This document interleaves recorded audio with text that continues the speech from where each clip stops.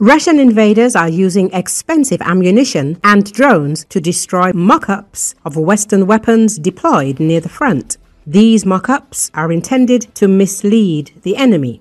Military expert and founder of the Reactive Mail charity, Pavel Narozhny, said on Radio NV. The expert noted that his organization directly assists the military with replicas of M777 artillery mounts. They're very successful. It's the cheapest method for destroying the most expensive ammunition, Narozhny emphasized. He explained why these mock-ups were effective. We're putting out a dummy M777. It costs $500, and the average dummy destroys 3 to 4 Lancets. A Lancet costs $35,000 to $40,000. Shooting down a Lancet requires a well-trained infantry unit stationed near some important target, constantly monitoring the skies or equipped with some kind of detectors or electronic warfare units that report back. Or you need a MANPADS or an interceptor drone. An interceptor drone costs about $1,000 to shoot down a Lancet, Narozhny noted. At the same time, the mock-up stands on its own. It doesn't require a single operator. This confuses the enemy, causing them to use expensive ammunition. As an example, he recalled the recent downing of a Russian Su-34 in the Zaporizhia region. Defense forces deployed a dummy Patriot system as a decoy for the aircraft. The models were and will be successful in any case from the point of view of waging war and misleading the enemy, Narozhny emphasized.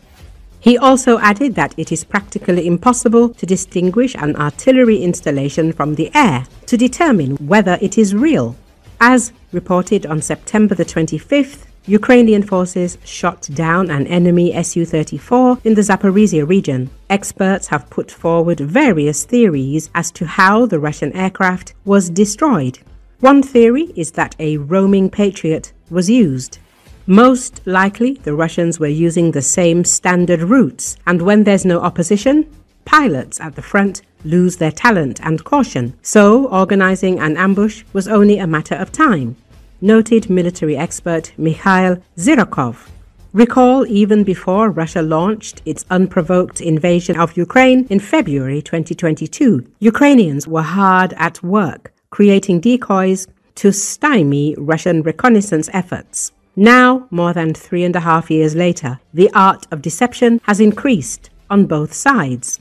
The goal is to misdirect the allocation of valuable assets, making some positions appear more fortified or manned than they actually are, and more broadly to keep the enemy guessing as to their opponent's actual capabilities. It is similar to the massive deception campaigns carried out during World War II, but today's decoys and deception efforts are far more sophisticated.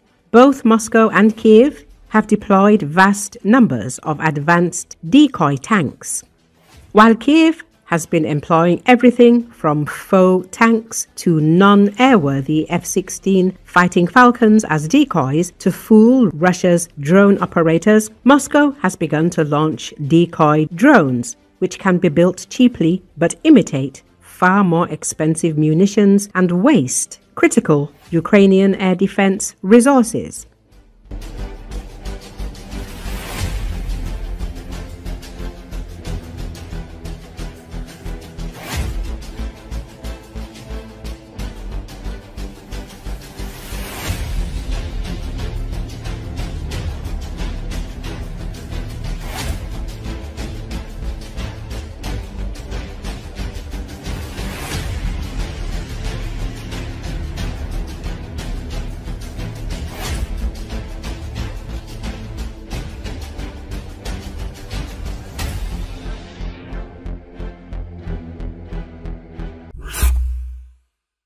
The Ukrainian Armed Forces could cause a blackout in Moscow with Neptune or Flamingo missiles, even if they hit outside the Russian capital. Afterward, Russians would be without power for some time, and power companies would have to figure out how to balance the grid.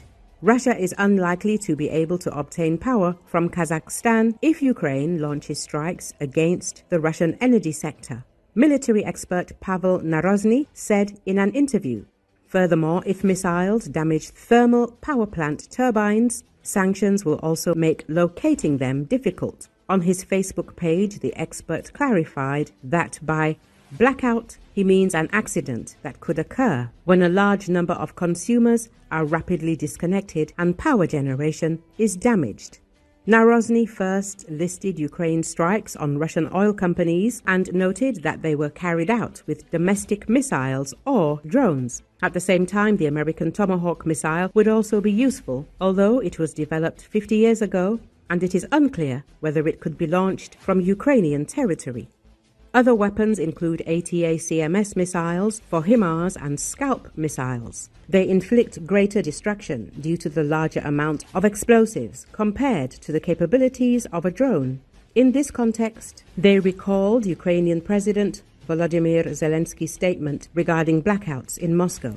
The expert believes that such a situation could be created by striking not the Russian capital itself, but substations located outside the city. The important thing is that we don't even need to attack Moscow directly. We can destroy the power generation around it, even at a distance of 100 to 200 kilometers, and then the Russians will have to come up with something, switch somewhere, balance the system, and so on. The interview states, among other things, the expert noted that drones are capable of damaging Russian oil industry facilities but do not completely destroy them. Specifically, after UAV strikes, repairs to facilities take about a month, compared to, say, 6 months after missile strikes. However, strikes with existing assets do have an effect. Long-range drones, with an estimated cost of 40 million hryvnias, burned through several $100 million of Russians. The Ukrainian missiles mentioned in the interview can indeed reach the outskirts of Moscow and energy facilities located around the Russian capital. The distance from Moscow to the Ukrainian border is approximately 600 kilometers, while the Flamingo missile can strike Russia at a distance of 3,000 kilometers, and the Neptune missile can reach between 200 and 1,000 kilometers.